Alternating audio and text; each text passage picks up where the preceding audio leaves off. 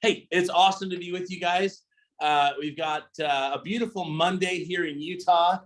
We actually had a huge snowstorm come through. The weather was almost back to perfect golf weather, and now it's not. It's so in California though. Let's see. I was talking to Charlene, I think, the other day, and she was telling me it was like, or maybe it was Monica, like 80 degrees or something. Holy cow! That sounds like a lot of fun. So, okay, guys. Hey, I just wanted to touch base on a few quick things this early Monday morning, and rock and roll with that. So, sorry, I forgot my phone. Thank you. You can tell everyone down there too. It's the same thing I did the other day. So okay. Okay. So, looking at the market right now, what's happening? The good, the bad, and the ugly. I'm sitting thinking, what in the world should we be focused on to be doing well right now? And basically wrote down like 5 or 6 things that I think everybody should be focused on to keep themselves accountable and in a good space, both mentally and all of that good stuff. So, someone put a comment in. Let's see if I'm missing something. Chat, like someone saying you can't hear me. Okay, the weather's not as good. Okay, good to know. Hopefully it turns out. I'm actually heading down to St. George, and it's going to be great weather down there, at least for a day or two, and might sneak over to Mesquite. So, okay, guys. So what should you be focused on? What should you be spending your time doing? If I was an agent full-time in this market right now, what would I be doing to make sure I'm creating great energy and focus? And here's what it is. Number one, write this down. I would acknowledge or recognize, whatever words you want to use, that we are living the dream. You as an agent, you're living the dream. You've got a great gig, and it's so important that you pause for a moment and recognize this is a pretty good gig I've got going. One of the best ways to figure that out, I always like thinking back to, what were you doing before you were working in real estate? What was your job? And normally, look, like for me, I worked at a call center. I was on the phone for 7 hours and 15 minutes every single day. And that's what I did. And I'm sure some of you can relate. Here's what's funny about that is you then go into this world where it's like, well, if you can just be on the phone for an hour or two a day, you'll change your life left and right. It's pretty remarkable when you think that. I used to do balance transfers for Discover Card. And what was so interesting about that was I remember making calls where I would take $12,000 and $15,000 and shift it from one card to another. And it got to a point where I thought, wow, imagine if I made one phone call, and because of that phone call, I was able to make $12,000 on my own, or $7,000 or $2,000. I mean, it's crazy what happens. So pretty remarkable when you stop and think about that. So number one, live the dream. You are doing it. You've got a great gig. You control your market. You control your schedule. You control your destiny, and it can be the double-edged sword there for sure. It could be the best part of it and the worst part of it. I've definitely had my days where I thought, man, I wish that I had a job that I had to show up for at 7 a.m. and I was home at 3:30, and I didn't have to think about it again the rest of the day, right? Especially on a holiday when you're out showing homes and all those types of things. But ultimately, the payoff is so amazing, especially when you do what you're supposed to do. So again, what things should you be doing in this market right now to succeed? Acknowledge you're living the dream. You've got a great job. Number two, work your SOI. You must come up with a better strategy and system for the way in which you're communicating with your sphere of influence. Are you at minimum informing them, right? That's the key word. Are they aware that you sell real estate, that you are a professional in this field, and that you can help them? I used to make it all about me, guys. I used to be so focused on how can these people help me earn my commissions, until I had a family member list with someone who I believe did them a disservice. And I realized it's not about me anymore. This family member had no clue that I was in real estate. I should have told them several times. And had they known, they for sure would have used me. And unfortunately, they used someone else, and I'm certain they didn't get the best situation. And I recognize at that moment, it's no longer about how does Jeremy succeed, it's how is Jeremy helping others to succeed. So are you out communicating and informing your friends and family members, people you went to high school with, people you go to church with, people you recreate with, whatever it might be? Are you at minimum, again, informing them that you're available to help? And that's a key word, because I know a lot of people that hesitate. Right? The only reason any of us aren't screaming from the mountaintops what we do is because you're normally out of fear. We believe that we're going to offend someone. We believe that someone's going to judge us, and the list goes on and on. If you can simply believe that you're just letting someone know, and then they take that information and do what they want with it, you're going to be a whole lot more successful. In the same breath of that, number 3 is going to be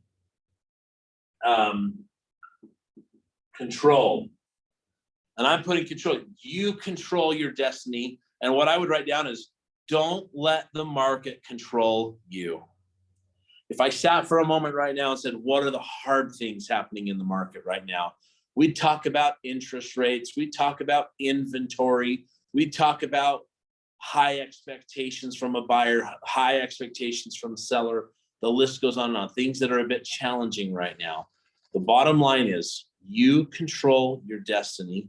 You control what's happening, and don't allow the market conditions to control you. Or else, when it shifts big time, it'll get scary. I was in a room the other day, and there were several, I would call seasoned or veteran agents in the room. And we were talking about what was going on in the market back in like 2008 and 9.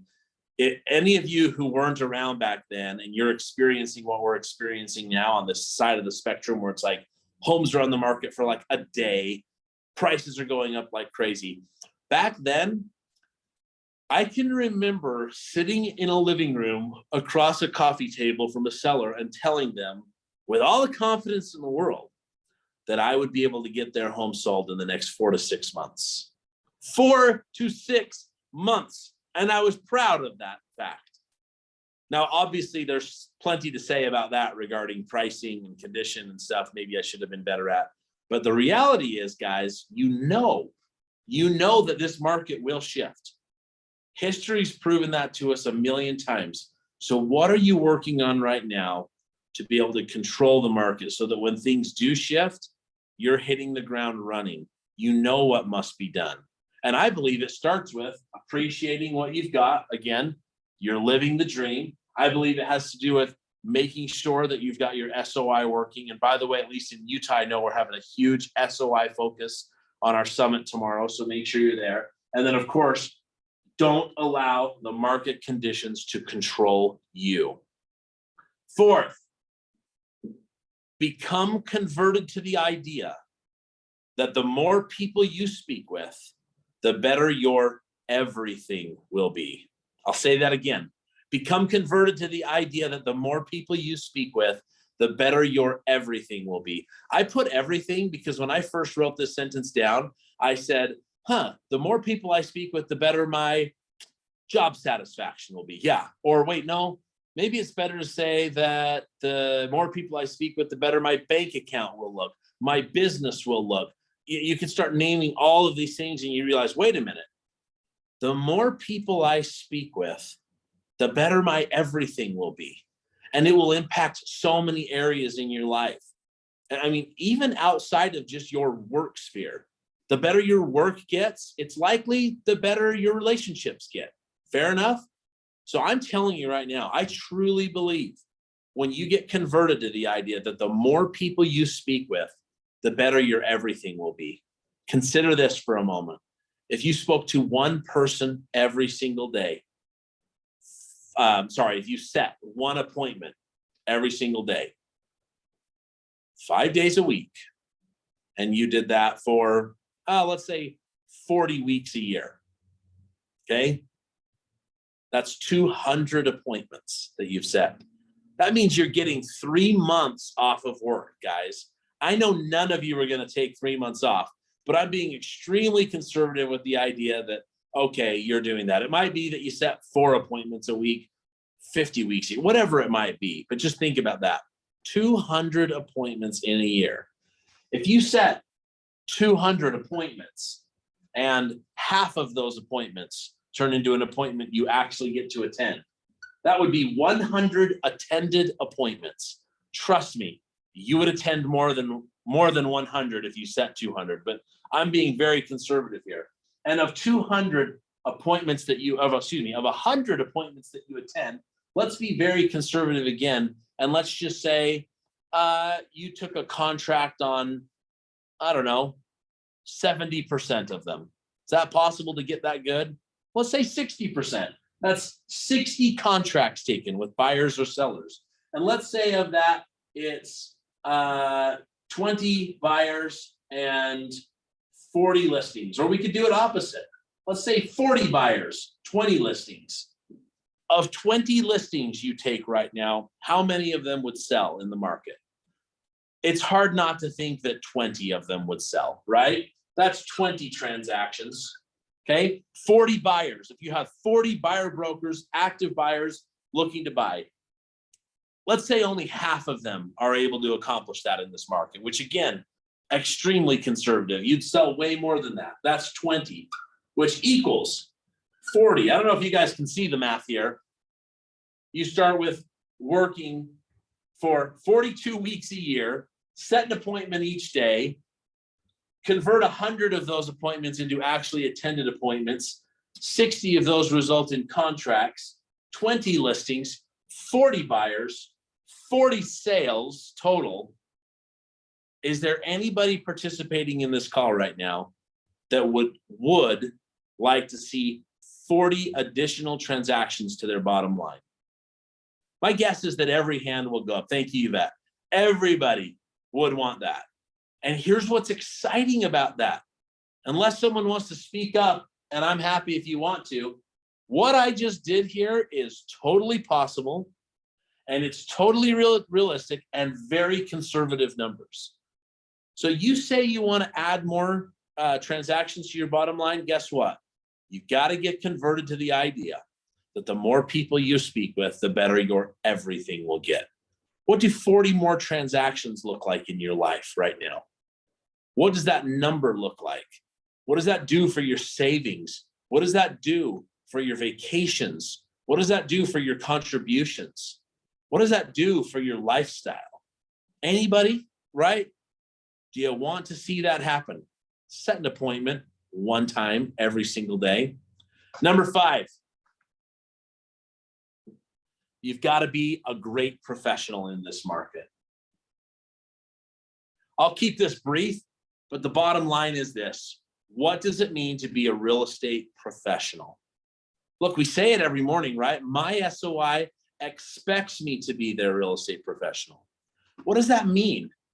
Does it mean you understand contracts? Sure.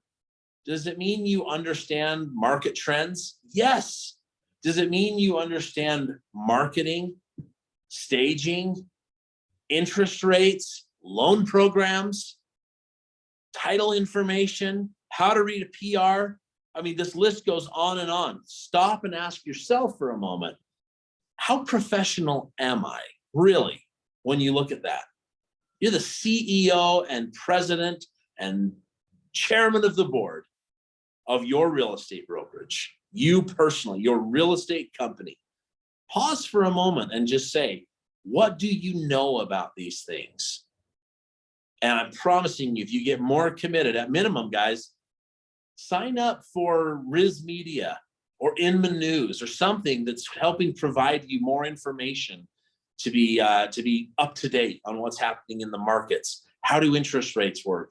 Again, what are the loan programs? If you've got CE classes you need, consider going to some that you actually might learn something from rather than checking off a box, but thinking, you know what? Maybe I do need to understand how a PR works a little bit more effectively and how to read that and protect my client.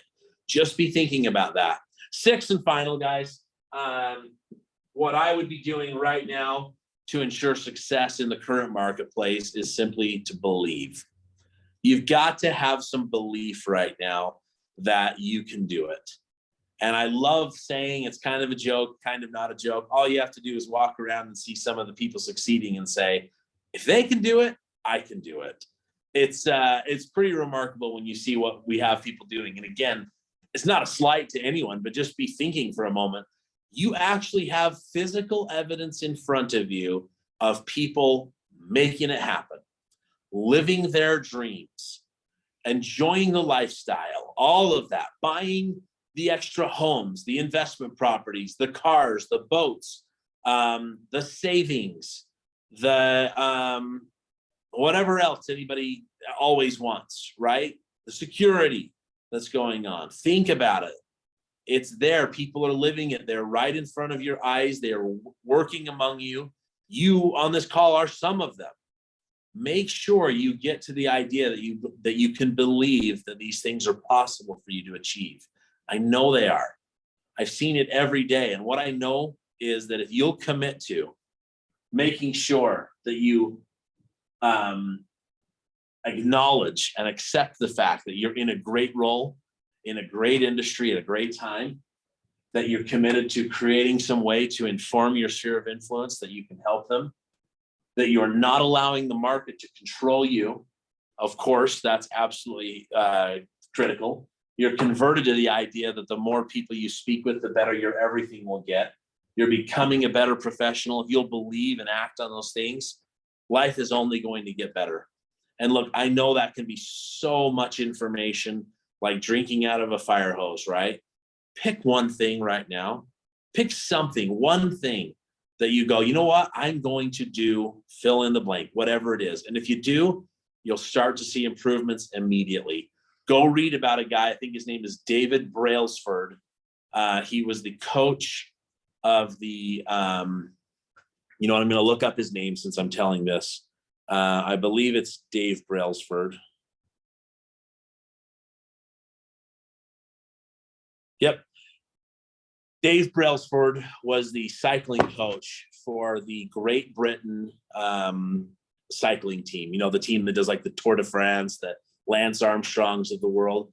And he had this great theory in there, talked about getting 1% better. It's kind of a buzzword the last couple of years. There's some stuff about it, but it's pretty remarkable that over the course of 1 year, if you get 1% better each day, you'll end up doing amazing things, up like 37% increase. And if you get 1% worse, it goes to 0. Go look up the theory and everything. It's really cool. But I'm telling you, just get a little better every day and you'll see awesome things happening. Guys, thank you for participating in the coaching session today. Go out and have an awesome day.